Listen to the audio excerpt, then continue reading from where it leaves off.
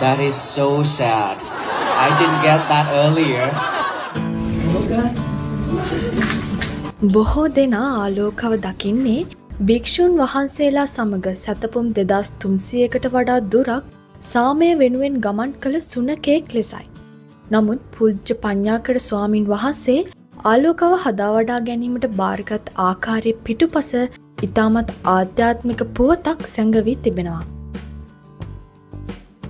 ආලෝකා යනු බටහිර බෙන්ගාලයේ කොල්කටා ගුවන්තොටුපළාසල ජීවත් වූ අයාලේගිය වීදි සුනකෙක්.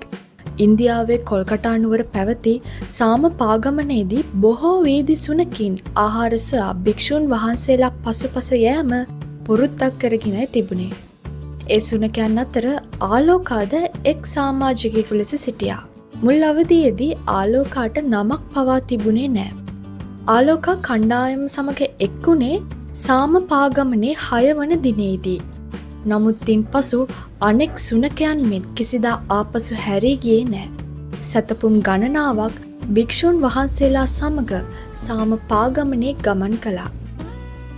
ඉන්දියාව පුරා කිලෝමීටර් 3000කට වඩා විහිදී තිබුණ මෙම පාගමන අතරතුර ආලෝකා රථයක ගැටීමෙන් අනතුරටද පවා ලක් වුණා.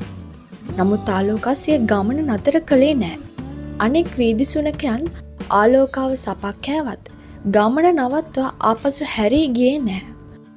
පසුව ආලෝකා දැඩි ලෙස රෝගාතුර වීම නිසා විවේක ගැනීම සඳහා ආධාරක ට්‍රක් රථයක් යෙදවීමට ඉන්දියාව තීරණය කළා. නමුත් ආලෝකා ධාවනය වන ට්‍රක් රථයෙන් පිටතට පැන නැවතත් පාගමනේ යෙදෙන භික්ෂුන් වහන්සේලාගේ පෝලිමට එක් වී තිබුණා.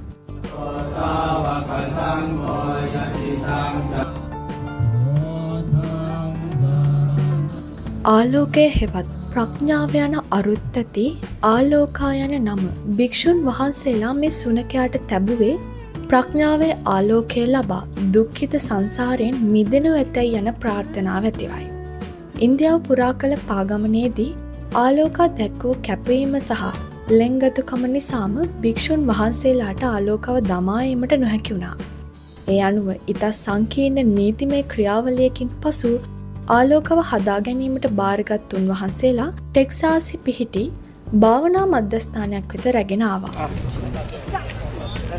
ඉන්දියානු පාගමනින් පසු 2025 ඔක්තෝබර් 26 වන දින ඇමරිකාවේ ටෙක්සාස් සිට වොෂින්ටන් DC දක්වා ආරම්භ වූ සතපුම් 2300ක පාගමනට ආලෝකද එක්වුණු අතර මේ කාලයේදී ලෝකයාගේ අවධානය සහ ආදරය දිනා ගැනීමට ආලෝක සමත් වුණා.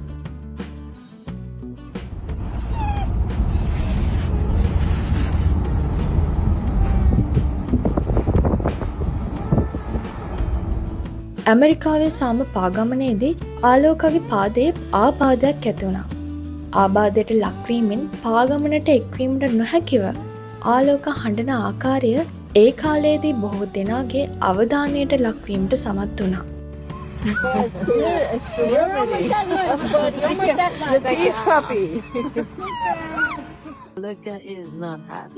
නමුත් සුවවීමෙන් පසු ආලෝකා යළිත් සිය කණ්ඩායම සමග එකතු වුණා. ආලෝකගේ නල්ල දෙස හොඳින් බැලුවහොත් දැකගත හැකි සුදු පැහැති ලෝම ස්වල්පයක්. බොහෝ අනුගාමිකයන් විශ්වාස කරන්නේ එහි හැඩය හදවතක හැඩයට සමාන බවයි. භික්ෂුන් වහන්සේලා පවසන්නේ ආලෝකා ඉතා සංසුන් සුනකයෙකු ලෙස පෙනුනත් ඉතා සුපරික්ෂාවෙන් සිටින සුනකයෙකු බවයි. භික්ෂුන් වහන්සේලා ගැඹුරු සක්මන් භාවනාවේ යෙදී සිටින විට උන්වහන්සේලාගේ ආරක්ෂාව වෙනුවෙන් ආලෝකා නිරන්තරයෙන් අවට පරිසරය ගැන විමසිල්ලනේ සිටින්නේ.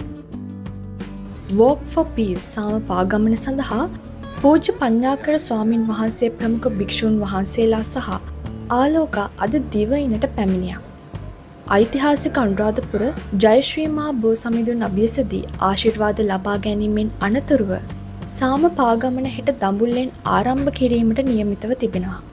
පාගමනට එක්වෙන ආලෝකා වෙනුවෙන් පැය 24 පුරා ක්‍රියාත්මක වන ගිලන් රථ සේවාවක් අවශ්‍ය ඖෂධ සහ පශු වෛද්‍ය කණ්ඩායමක් සූදානම් කරලා තිබෙන්නේ. භික්ෂුන් වහන්සේලා ආලෝකව සලකන්නේ ධර්ම ගුරුවරයෙකු ලෙසයි. කිසිදු මැසිවිල්ලක් නැතිව පිරිස සමග වර්තමාන මොහොතේ ජීවත්වීමට ආලෝකා තුළ ඇති පිරිසිදු ආශාව බෞද්ධ දර්ශනයේ එන සතිපට්ඨානය හෙවත් සිහියෙන් යුතුව ජීවත්වීමට කදිම නිදසුනක් බවයි උන්වහන්සේලා සඳහන් කරන්නේ. ලෝකයේ දැන් ආලෝකව හඳුන්වන්නේ සාම පාගමනට එක්වන සුනකයෙක් ලෙස පමණක්ම නෙවේ. ලෝකයේ ආලෝකව හඳුන්වන්නේ සාමයේ සංකේතය ලෙසයි. Hey, dude. What's up, dude?